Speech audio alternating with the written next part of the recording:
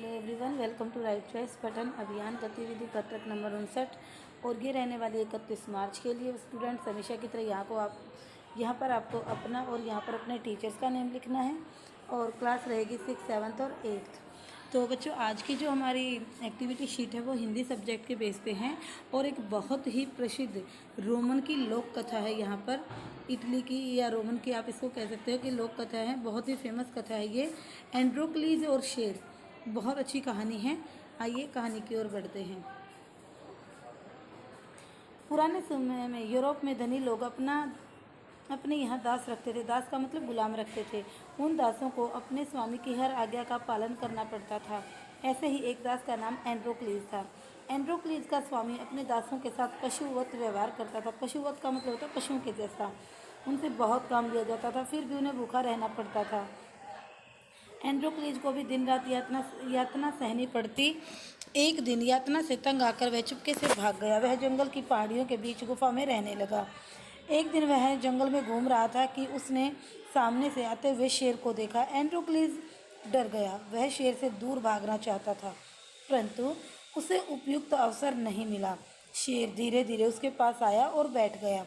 वह अपना अगला पंजा बार बार उठाकर एंड्रोक्लीज को कुछ इशारा कर रहा था।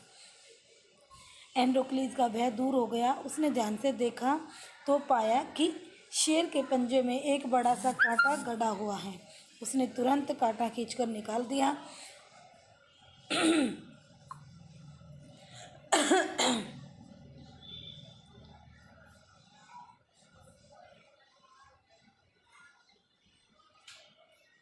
उसने तुरंत कांटा खींचकर निकाल दिया और घाव पर जड़ी बूटी का रस डाल दिया।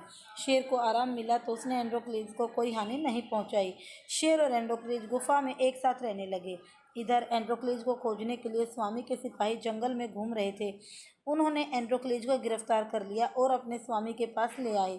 स्वामी ने उसे कारावास में डालने तथा 1 मास बाद भूखे शेर के पिंजरे में डालने का हुक्म दिया। नियत तिथि को स्वामी ने दरबार लगाया। एंड्रोक्लीज को कारावास से निकालकर भूखे शेर के बड़े से पिंजरे में डाल दिया। भूखा शेर लपका, परंतु एंड्रोक्लीज को देखते ही वह शांत पड़ गया। एंड्रोक्लीज के पास आकर वह उसके सामने बैठ गया।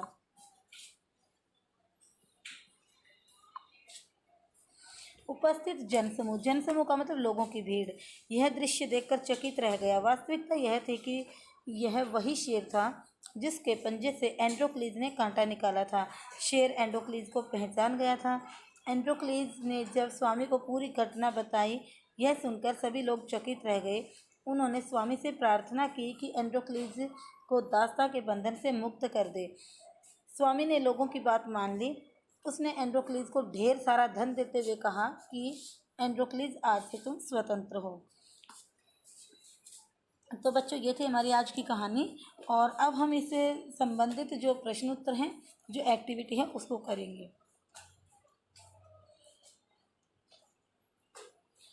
इस कहानी में जिन शब्दों के अर्थ और उच्चारण में आपको कठिनाई हुई है, उन शब्दों की सूची बनाएं।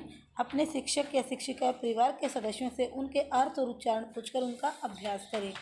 तो बच्चों, इस प्रश्न के उत्तर के लिए ये छोटी सी क्लिप देखिए। तो लिख सकते हो, जैसे दास का मतलब गुलाम, पशुवध नहीं है, ये पशुवत है, तय आएगा पशुओं के जैसा। यातना का मतलब दुख, अवसर, मौका। हानि, यहाँ पर हानि नहीं है, हानि है, हानि।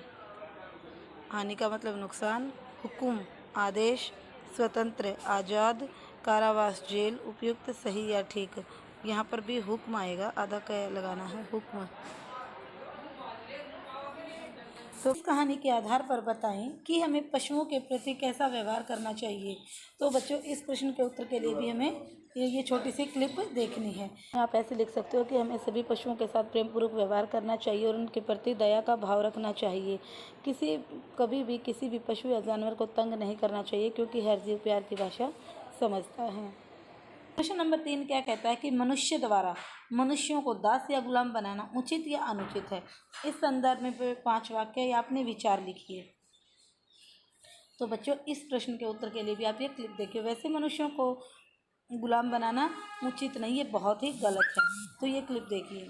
बच्चों, तीसरे प्रश्न का उत्तर आप ऐसे भी देख सकते हो, मनुष्यों द्वारा मनुष्यों को गुलाम बनाया जाना अनुचित है, मतलब गलत है। और यह बात बहुत ही गलत है, क्योंकि मनुष्य स्वतंत्र पैदा हुआ है और स्वतंत्र रहना उसका अधिकार भी है। और प्रत्येक व्यक्ति को अपना अपना कार्य स्वयं करना चाहिए। अपना काम करवाने के लिए लोगों को गुलाम नहीं बनाना चाहिए।